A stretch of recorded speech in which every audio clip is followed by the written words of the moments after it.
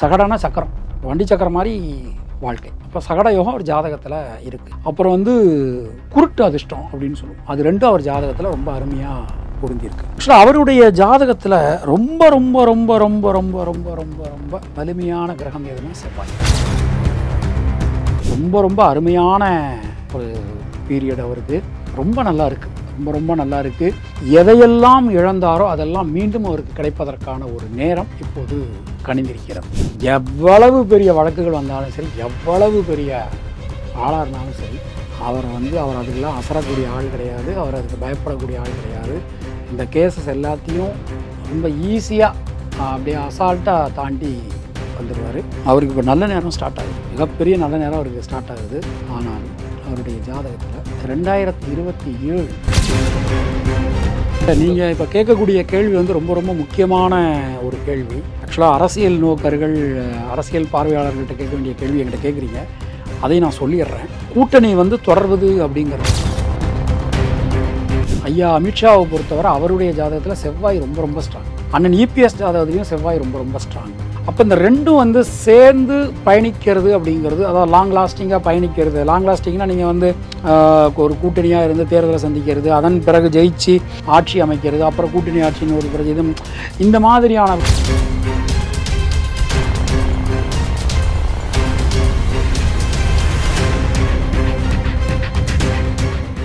Real one உறவுகள், நண்பர்கள் அனைவருக்கும் வணக்கம். இன்று நம்மோடு இணைந்திருப்பவர் பரம்பரை ஜோதிடர் பெருங்குளம் ராமகிருஷ்ணன் அவர்கள். வணக்கம் சார். வணக்கம். வணக்கம்.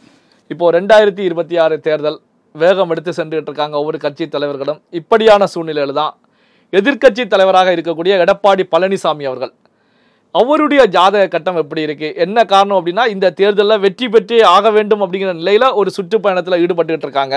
திமுகவை வீழ்த்த வேண்டும் அப்படிங்கிற வெறியோடு எடப்பாடி பழனிசாமி அவர்கள் செயல்பட்டு இருக்காங்க. அப்படிங்கிற நிகழ்வுகள் தெரிந்த நிகழ்வுகள் தான். இப்படியான சூழ்நிலையில் ஆன்மீக அடிப்படையில், ஜாதக கட்டங்களின் அடிப்படையில் எடப்பாடி பழனிசாமி அவர்களுடைய ஜாதகம் என்ன சொல்கிறது? ஆக்சுவலாக நம்ம தொடர்ந்து பேசிக்கிட்டு இருக்கோம். அந்த அரசியல் சம்பந்தமான விஷயங்களுக்கு ஒருத்தருடைய ஜாதகத்தை எடுத்துட்டோம்னா, சூரியன், செவ்வாய், சனி வலிமையாக இருக்கணும். குருவினுடைய அனுகிரகம் ஜாதகத்தில் இருந்தால் மட்டும்தான் அவங்க ஜெயிக்க முடியும். அது ரொம்ப ஆப்டாக பொருந்துறது அண்ணன் இபிஎஸ்க்கு பொருந்தது. ரொம்ப ரொம்ப ஒரு அற்புதமான ஒரு ஜாதகம். இப்போது எங்கிட்ட ஒருத்தர் கேட்டார், என்ன கேட்டார் அப்படின்னா, இபிஎஸ் முதலமைச்சரானதுக்கு என்ன யோகம் ஒரு ஜாதகத்தில் இருக்குது. இப்போது நமக்கு ஒரு ஏதோ ஒன்று கிடைக்கிது, ஒரு கிஃப்ட் கிடைக்கிது, ஒரு அதிர்ஷ்டம் கிடைக்கிது அப்படின்னா அதுக்கு ஒரு யோகம் வேலை செய்யணும் ஜாதகத்தில். அந்த யோகம் வேலை செஞ்சால் தானே நாம் அது நமக்கு கிடைக்கும். அப்போ என்னன்னு சொல்லி கேட்டால், அவருக்கு சகட யோகம்னு ஒரு யோகம் இருக்குது அவர் ஜாதகத்தில். சகடனா சக்கரம், வண்டி சக்கரம் மாதிரி வாழ்க்கை. அப்போ சகட யோகம் அவர் ஜாதகத்தில் இருக்குது. அப்புறம் குருட்டு அதிர்ஷ்டம் அப்படின்னு சொல்லுவோம். அது ரெண்டும் அவர் ஜாதகத்தில் ரொம்ப அருமையாக பொருந்திருக்கு. ஆக்சுவலாக அவருடைய ஜாதகத்தில் ரொம்ப ரொம்ப ரொம்ப ரொம்ப ரொம்ப ரொம்ப ரொம்ப ரொம்ப வலிமையான கிரகம் எதுனா செவ்வாய். செவ்வாய் எதை ரெப்ரசன்ட் பண்ணுவார் அப்படின்னா, ஒரு ஜாதகத்தில் ஒரு நாட்டினுடைய தளபதி, அவர் ஜாதகம் வலிமையாக இருக்கணும். அது வலிமையாக இருந்தால் தான் தலைவன் தளபதி பேச்சை கேட்டு நடந்துக்குவான். இப்போ நீங்கள் ஒரு நாடு நம்ம எடுத்துக்கிட்டோம்னா, அந்த நாட்டில் தளபதி ரொம்ப ஸ்ட்ராங்காக இருக்கணும். தலைவனை வழிநடத்தக்கூடிய இன்னொருத்தர் யாருன்னா குரு. இந்த ரெண்டுமே அவர் ஜாதகம் ரொம்ப ஸ்ட்ராங். செவ்வாய் தான் இருக்குலேயே ஜாஸ்தியான ஸ்ட்ராங்கான கிரகம் அவர் ஜாதகத்தில். விஜய் ஜாதகத்தில் எப்படி சுக்கிரன் வலிமையோ, அண்ணன் இபிஎஸ் ஜாதகத்தில் செவ்வாய் ரொம்ப ரொம்ப வலிமை. இப்போ நல்ல பீரியட் அவருக்கு வருது. அடுத்த ஒரு 1.5 வருஷம் ஒரு ரொம்ப ரொம்ப அருமையான ஒரு பீரியட் அவருக்கு. ரொம்ப நல்லா இருக்குது, ரொம்ப ரொம்ப நல்லா இருக்குது. எதையெல்லாம் இழந்தாரோ அதெல்லாம் மீண்டும் அவருக்கு கிடைப்பதற்கான ஒரு நேரம் இப்போது கணிந்திருக்கிறது. ஒரு மிகப்பெரிய மாற்றங்கள், அது அரசியல் சார்ந்து, ஆட்சி அதிகாரம் சார்ந்து மிகப்பெரிய மாற்றங்கள் அவரை சேரும். இப்போது எடப்பாடி பழனிசாமி அவர்களை பொறுத்த வரைக்கும் எதிரிகள் அவருக்கு அதிக அளவில் இருக்காங்க. கட்சி ரீதியாக, அரசியல் ரீதியாக. அதாவது அதிமுகவில் பயணித்தவர்கள் கூட தனி கட்சி கண்டிருக்காங்க, எதிரில் இருக்காங்க. கேஸ் வழக்குகள் அப்படிங்கிற நிலையெல்லாம் இருந்துகிட்டு இருக்கு. இப்போது இரட்டை இலை சின்னம் கிடைக்குமா அப்படிங்கிற கேள்விகள் கூட இன்னொரு பக்கம் இருந்துகிட்டு தான் இருக்குது. இப்படியான சூழ்நிலையில் இந்த வழக்குகள் விஷயங்கள் எடப்பாடி பழனிசாமிக்கு ஏதாவது தடைகளை ஏற்படுத்துமா, சாதகமாக செல்லுமா? ஒருத்தருடைய ஜாதகத்துக்கு, லக்னத்துக்கு 6ஆம் இடத்தை நம்ம பார்க்குறோம். அதுதான் ரொம்ப ரொம்ப முக்கியம். அவருடைய ஜாதகத்தில் செவ்வாயும் ராகுவும், லக்னத்துக்கு 6ஆம் இடத்துல செவ்வாயும் ராகுவும், குரு பார்வை இருக்குது. எவ்வளவு பெரிய வழக்குகள் வந்தாலும் சரி, எவ்வளவு பெரிய ஆளாக இருந்தாலும் சரி, அவர் அதுக்கெல்லாம் அசரக்கூடிய ஆள் கிடையாது, அவர் அதுக்கு பயப்படக்கூடிய ஆள் கிடையாது. இந்த கேஸஸ் எல்லாத்தையும் ரொம்ப ஈஸியாக அப்படியே அசால்ட்டாக தாண்டி வந்துடுவார். அவருக்கு இப்போ நல்ல நேரம் ஸ்டார்ட் ஆகுது, மிகப்பெரிய நல்ல நேரம் அவருக்கு ஸ்டார்ட் ஆகுது. வரக்கூடிய புரட்டாசிக்கு அப்புறம் அவர் ஒரு அசைக்க முடியாத சக்தியாக மாறிடுவார். ஆனாலும் அவருடைய ஜாதகத்தில் 2027 அந்த இயர் அவர் கொஞ்சம் சரியாக இல்லை. சரியா இல்லைன்னா எந்த அடிப்படையில்? இப்போ அரசியல் பயணத்துலையா என்ன? எந்த பர்சனலாக அவருடைய ஜாதகம் அப்படியே கொஞ்சம் உடல் நலத்தில் 2027 மத்தியிலேருந்து கொஞ்சம் நேரம் அவர் கொஞ்சம் சரியாக இல்லை. ஸோ பட் அரசியலில் ஜெயிப்பதற்கான வாய்ப்புகள் அவருக்கு 2026 ரொம்ப அதிகம். கடவுள் கிருபை இருந்தால் ஆட்சியை அமைக்க கொடுவதற்கான வாய்ப்புகள் அவருக்கு ரொம்ப ரொம்ப அதிகம் 2026. அதில் சந்தேகமே வேண்டாம். களம் என்பது இவருக்கும் அண்ணன் உதயநிதிக்கும் இடையிலான களமாகத்தான் இருக்கும். இப்போது பார்த்தீங்கன்னா அதிமுகவை பொறுத்த வரைக்கும், எடப்பாடி பழனிசாமி தலைமையில் இருக்கக்கூடிய அதிமுகவை பொறுத்த வரைக்கும் ஒரு வெயிட்டான ஒரு அலைன்ஸை ஃபார்ம் பண்ணாமல் தான் இருந்துகிட்டு இருக்காங்க. பெரிய கூட்டணியை உருவாக்கும் அப்படின்னு எடப்பாடி பழனிசாமி அவர்கள் சொன்னாலும் அங்கே ஒரு கூட்டணி அப்படிங்கிறது ஒரு வலுப்பெறல அப்படிங்கிற கருத்துக்கள் தான் முன்வைக்கப்படுது. எடப்பாடி பழனிசாமியுடைய ஜாதகம் கூட்டணியை ஒரு பெரிய ஒரு அலைன்ஸாக உருவாக்குவதற்கான ஒரு சூழலை உருவாக்குமா? 2025 அக்டோபருக்கு மேலே ஒரு மிகப்பெரிய ஒரு பொற்காலம் இவருக்கு காத்துக்கிட்டு இருக்குது. ஒரு மிகப்பெரிய கூட்டணியை நிச்சயமான முறையில் அண்ணன் உருவாக்குவார், அதில் சந்தேகமே வேண்டாம். இப்போ தொடரக்கூடிய கூட்டணி, அதாவது கூட்டணியில் தொடரக்கூடிய கட்சிகள் தொடர்ந்து பயணிக்குமா அல்லது அந்த பிளவுகள் ஏற்படுவதற்கான? நீங்கள் இப்போ கேட்கக்கூடிய கேள்வி ரொம்ப ரொம்ப முக்கியமான ஒரு கேள்வி. ஆக்சுவலாக அரசியல் நோக்கர்கள், அரசியல் பார்வையாளர்கள்ட்ட கேட்க வேண்டிய கேள்வி என்கிட்ட கேட்குறீங்க. அதையும் நான் சொல்லிடுறேன். கூட்டணி தொடர்வது அப்படிங்கிறது சிரமம். ஏன்னா இவருடைய ஜாதகப்படி இவருக்கு இந்த நான் சொன்ன மாதிரி புரட்டாசி மாதத்துக்கு மேலே ஒரு பெரிய பொற்காலம் வருதுன்னு சொல்லியிருந்தேன்.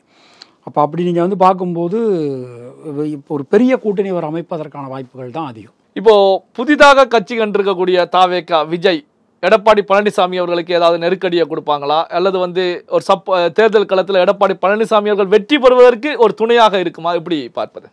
2 பேரும் ஒரு நாணயத்தின் இரு பக்கங்கள். ஸோ கண்டிப்பாக 2 பேரும் சேர்வதற்கான வாய்ப்புகள்ங்கிறது அதிகம்.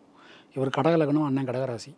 அண்ணன் இபிஎஸ் கடகலக்கணம், அண்ணன் விஜய் கடகராசி. அதனால் ஒரு மேட் ஃபார் ஈச் அதர் மாதிரி 2 பேரும் ஒரு வாய்ப்புகள் இருக்குது. அப்படி இருந்ததுன்னா 2 பேருக்குமே ஒரு பெரிய கிஃப்டடாக அந்த பீரியட் இருக்கும். ஒன்றும் இல்லைங்க, கடகத்துக்கு அதிசாரமாக குரு வரார், மறுபடியும் மிதுனத்துக்கு போயிட்டு அடுத்த வருஷம் குரு பயிற்சியில் மீண்டும் கடகத்தில் உச்சமாயிடுறார். மிகப்பெரிய எதிர்காலம் காத்துக்கிட்டு இருக்கு 2 பேருக்குமே. 2 பேருக்கும் ஜாதகம் இப்போ டைம் ரொம்ப ரொம்ப நல்லா இருக்குது. ஸோ அது சேர்வதற்கான வாய்ப்புகள்ங்கிறது அதிகம். இப்போது எடப்பாடி பழனிசாமி அவர்களை பொறுத்த வரைக்கும் அலையன்ஸில் இருக்கக்கூடிய பாஜக உள்துறை அமைச்சர் அமித்ஷா அவர்களுக்கும் எடப்பாடியாருக்கும் இடையில ஒரு சின்ன ஒரு பனிப்போர் நடந்துகிட்டு இருக்கு அப்படிங்கிற கருத்துக்கள் எல்லாம் முன்வைக்கிறாங்க. கூட்டணி உடைவதற்கான வாய்ப்புகள் கூட இருக்கிறது அப்படிங்கிற கருத்துக்கள் முன்வைக்கப்படுது. அமித்ஷா எடப்பாடி பழனிசாமி எப்படி இருக்கிறது? இல்லை, 2 தலைவர்கள், அதாவது 2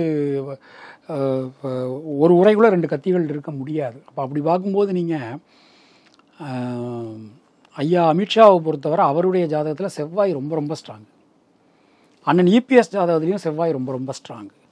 அப்போ இந்த 2ம் சேர்ந்து பயணிக்கிறது அப்படிங்கிறது, அதாவது லாங் லாஸ்டிங்காக பயணிக்கிறது. லாங் லாஸ்டிங்னா நீங்கள் ஒரு கூட்டணியாக இருந்து தேர்தலை சந்திக்கிறது, அதன் பிறகு ஜெயிச்சு ஆட்சி அமைக்கிறது, அப்புறம் கூட்டணி ஆட்சின்னு ஒரு பிரச்சனை, இந்த மாதிரியான விஷயங்கள் அப்படிங்கிறது ரொம்ப ரொம்ப சிரமம்.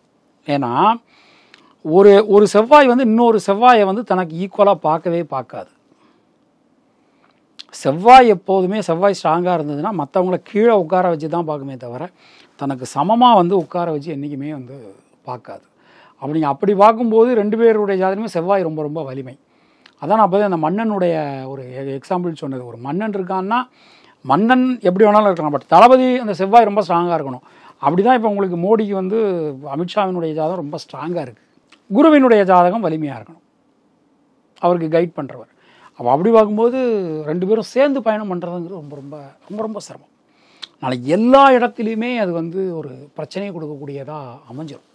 இப்போ எடப்பாடி பழனிசாமி அவர்களை பொறுத்த வரைக்கும் வெளியில இருக்கக்கூடிய ஓபிஎஸ், சசிகலா, டிடிவி தினகரன் இப்போ எல்லாருமே முன்வைக்கக்கூடிய கருத்துக்கள், எல்லாரையும் இணைத்து ஒரு அலையன்ஸ் உருவானால், எல்லாரையும் உள்ள கொண்டு வந்தா ஒரு வலிமையான அதிமுக இருக்கும், எளிதா திமுக வீழ்த்தி விடலாம் அப்படிங்கிற கருத்துக்களை முன்வைக்கிறாங்க. அப்போ வந்து ஓபிஎஸ் உடைய ஜாதகம், டிடிவி தினகரன், சசிகலா இவங்களுடைய ஜாதகம், எடப்பாடி பழனிசாமியுடைய ஜாதகம் எப்படி இருக்கிறது, எப்படி இருக்கும்? இல்லை, அண்ணன் எடப்பாடியை பொறுத்தவரை ஒரு விஷயம் அவர் ஜாதகத்தில் தெளிவாக இருக்குது. அவர் பிறந்த ஜாதகப்படி அவருக்கு செவ்வாய் ரொம்ப ஸ்ட்ராங்காக இருக்கார். இந்த செவ்வாய் ஸ்ட்ராங்காக இருக்கக்கூடிய மனிதர்கள்ட்ட என்ன ஒரு பெரிய பிரச்சனை அப்படின்னா, டக்குன்னு எந்த ஒரு விஷயத்துக்கும் ஒத்துக்க மாட்டாங்க. அது ஒரு காம்ப்ரமைஸ் ஆகட்டும், இல்லை ஒரு ஓகே இது மாதிரி நீங்கள் நடந்துக்கிட்டிங்கன்னா நல்லது அப்படின்னு அவங்க வந்து ஒத்துக்கவே மாட்டாங்க. அவங்களா, அதாவது அண்ணன் அஜித் ஒரு படத்தில் சொன்ன மாதிரி தான், தப்பு செஞ்சால் கூட கரெக்டாக செய்ய வேண்டாம் அப்படிங்கிற மாதிரி இவரை பொறுத்தவரை எடுத்த முடிவில் ஸ்டாண்டில் கரெக்டாக இருப்பார். அது வந்து உங்களுக்கு அது தப்பானாலும் சரி ரைட்டானாலும் சரி, அவர் எடுத்த முடிவில் அவர் வந்து கரெக்டாக இருப்பார். அவர் ஜாதக அமைப்பு அதுதான்.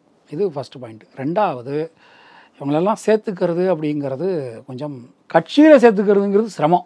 அதிமுகவில் சேர்த்து இவங்களை சேர்த்து வச்சுக்கிட்டு இவங்க எல்லாரும் சேர்ந்து ஒரு பயணம் பண்ணுறதுங்கிறது, ஒரே மேடையில் எல்லாரும் தோன்றுவது அப்படிங்கிறது ஒரு முடியாத ஒரு கட்சியாக. கூட்டணிங்கிறது வேற, கட்சியாக வர்றதுங்கிறது சிரமம். அதிமுக வருவதற்கான வாய்ப்புகள் கிடையாது. கூட்டணியில் இருக்கக்கூடிய பாஜக கூட இவங்க கூட்டணி, சசிகலா, டிடிவி தினகரன், ஓபிஎஸ் எல்லாம் வந்து பாஜக கூட இருக்காங்க. அதிமுக பாஜக கூட கூட்டணி, இப்படி பயணிப்பதற்கான வாய்ப்புகள் அது அப்படியான வாய்ப்புகள் இருக்கே தவிர, கட்சியில இவங்களை சேர்த்து வச்சு உட்கார வச்சு இவங்களுக்கு ஒரு பதவியை கொடுத்து, ஒரு நாகரிகமான ஒரு பதவியை கொடுத்து பயணம் பண்றதுங்கிறது இவருடைய ஜாதகப்படி சிரமம். தமிழக எதிர்க்கட்சி தலைவர் எடப்பாடி பழனிசாமி அவர்களுடைய ஜாதகம் எப்படி இருக்கிறது, 2026 தேர்தலில் அதிமுக எப்படியான ஒரு நிலையை எட்ட போகிறது அப்படிங்கிற பல்வேறு முக்கியமான தகவல்களை நம்முடைய உறவுகளுடன் பகிர்ந்து கொண்டதற்கு நன்றி சார். வணக்கம்.